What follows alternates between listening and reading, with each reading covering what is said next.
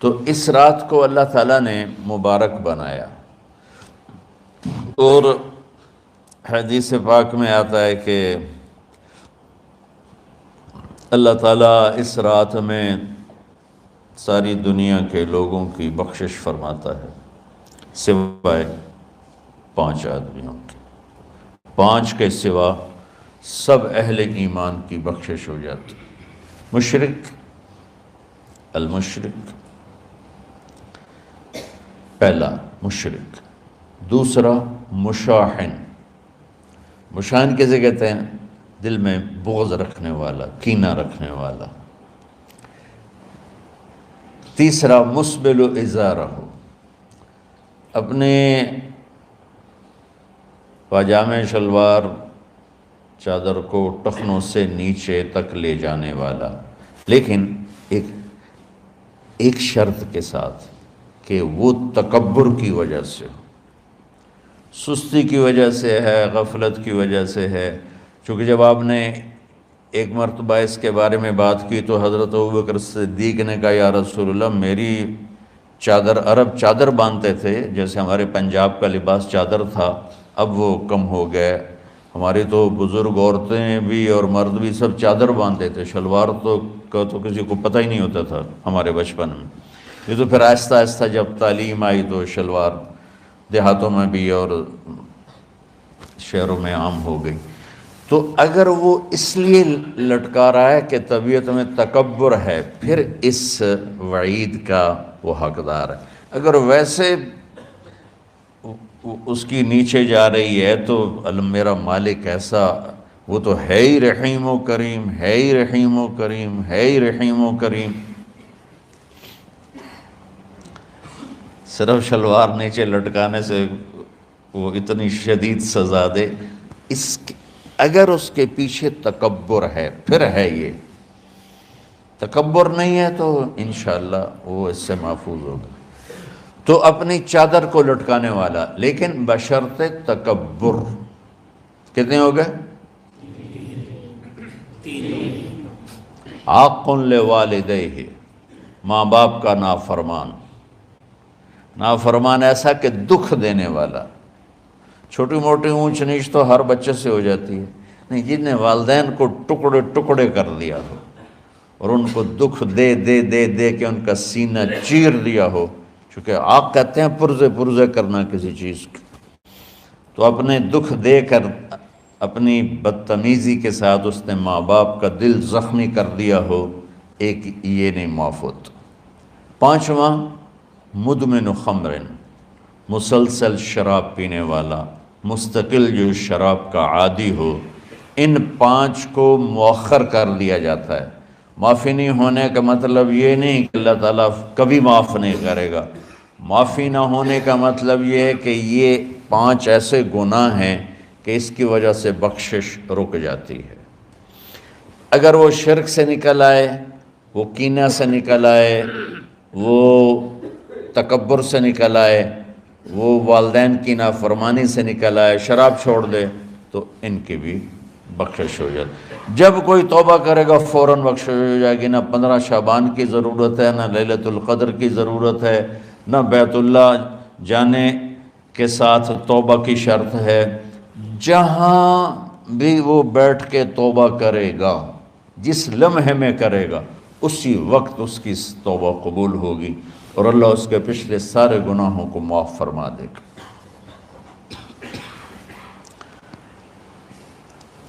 دن کا روزہ، رات کا قیام، زیادہ قیام سے مراد نوافل ہیں، کوئی گھر میں پڑھ لے، کوئی مسجد میں پڑھ لے۔ نوافل، نفلی عبادات گھر میں ہی افضل ہوتی ہیں۔ میرے نبی سنتیں ہمیشہ گھر سے پڑھ کے آتے تھے، تہجد اپنے گھر میں پڑھتے تھے، مسجد میں نہیں پڑھتے تھے، سوائے اعتکاف کے آپ اپنے نوافل سنتیں سب گھر میں پڑھتے تھے، اور مسجد میں صرف فرض آ کے ادا فرماتے تھے، اور اس کے بعد بیٹھنا ہوتا تھا تو بیٹھ جاتے تھے، اٹھنا ہوتا تھا تو اٹھ جاتے تھے۔ تو اعتدال اللہ کو ہر چیز میں پسند ہے۔ دنیا جو مختصر ہے اس میں کیسے پسند نہیں ہوگا؟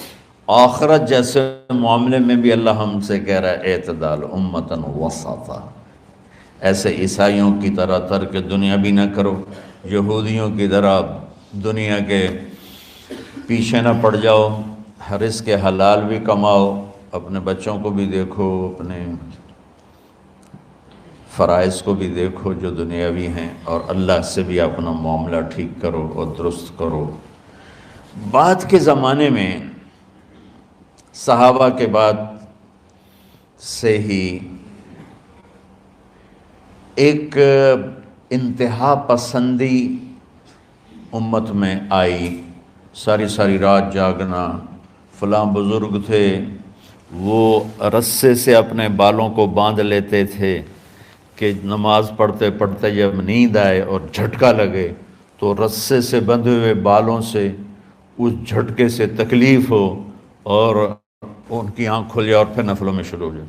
ایک فلاں بزرگ تھے وہ اپنے آنکھوں میں نمک کا سرما لگاتے تھے تاکہ آنکھیں جل جائیں، اس میں وہ جلن پیدا ہو جائے اور نیند اڑ جائے۔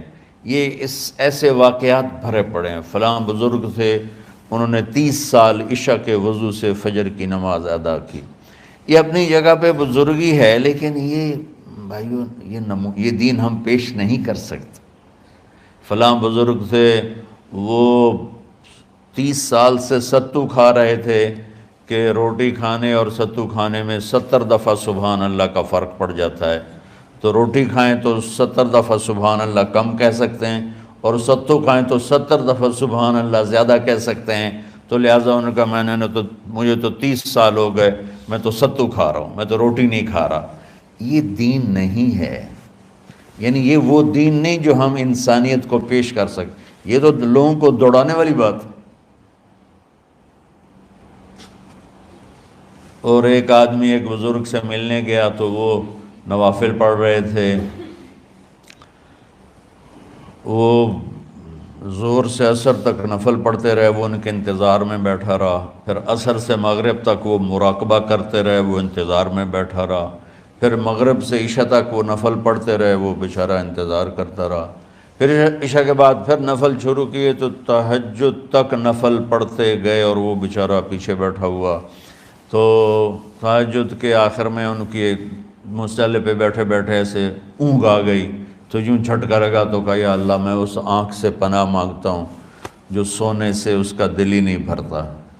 اور پھر اس کے بعد فجر کی نماز پڑھ کے اشراق تک بیٹھے رہے، پھر اشراق پڑھے، اخیر وہ بیچارہ اٹھی کے واپس آ گیا کہ لگتا ہے نام ویل ہی کوئی نہیں۔ تو وہ اس نے کسی سے پوچھا کہ یہ بزرگ کب سے یہ کر رہے ہیں؟ کہ پچھلے 30 سال سے کر رہے ہیں۔ یہ راہبانیت کی شکل ہے، یہ وہ دین نہیں جو ہم لوگوں کو پیش کریں گے تو وہ کہیں گے واہ واہ واہ واہ کیا دین ہے بھائی، قبول کرو۔ یہ ایک قسم کا غلو آیا۔ میں ایک حدیث سناتا ہوں، بخاری شریف میں بھی ہے، مجھے اب ہر شے بھول گئی، لیکن وہ ہے نہی الغلو، اس طرح کر کے آپ لوگ زیادہ جانتے ہوں گے جو پڑھ رہے ہیں کہ غلو سے نہیں۔ حدیث آپ کو سب کو یاد ہوگی کہ 3 صحابہ آئے اللہ کے نبی کے گھر اور پوچھا کہ اللہ کے نبی رات کیسے گزارتے ہیں؟ تو گھر والوں نے کہا سوتے بھی ہیں، جاگتے بھی ہیں، کھاتے بھی ہیں۔ تو وہ تینوں آپس میں کہنے لگے وہ تو نبی ہیں، سوئیں بھی تو کوئی بات نہیں، اور شادی ہے کوئی بات نہیں، ہم تو نبی نہیں، ہمیں تو کچھ کرنا چاہیے۔ ایک نے کہا کہ میں ساری زندگی روزہ نہیں چھوڑوں گا، ایک نے کہا کہ میں ساری زندگی سوؤں گا نہیں، ایک نے کہا میں ساری زندگی شادی نہیں کروں گا۔ تو دیکھنے میں تو واہ واہ کیا بڑی بزرگی ہے بھائی، بڑے بزرگ ہیں۔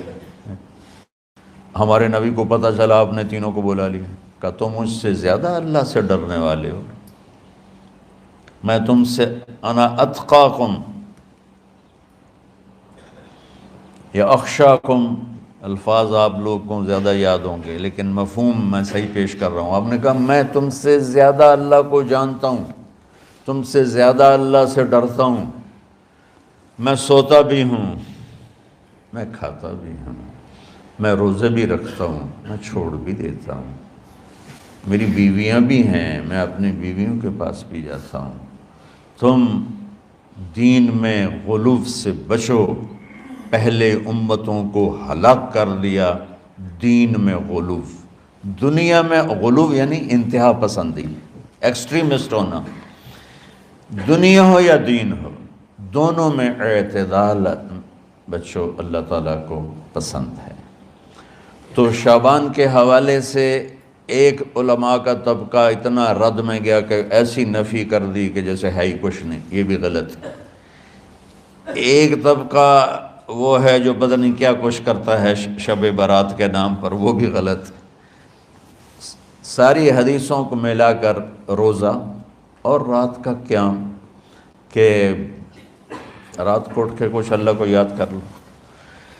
اب اس آیت میں بعض مفسرین سے غالباً بھول ہوئی، حامیم والکتاب المبین انا انزلناہ فی لیلۃ مبارکۃ انا کنا منذرین فیہا یفرق کل امر حکیم امرا من عندنا انا کنا مرسلین۔ یہ لیلۃ القدر ہے، انا انزلناہ فی لیلۃ مبارکۃ، یہاں دوسرا لیلہ مبارک رات میں ہم نے قرآن کو اتارا۔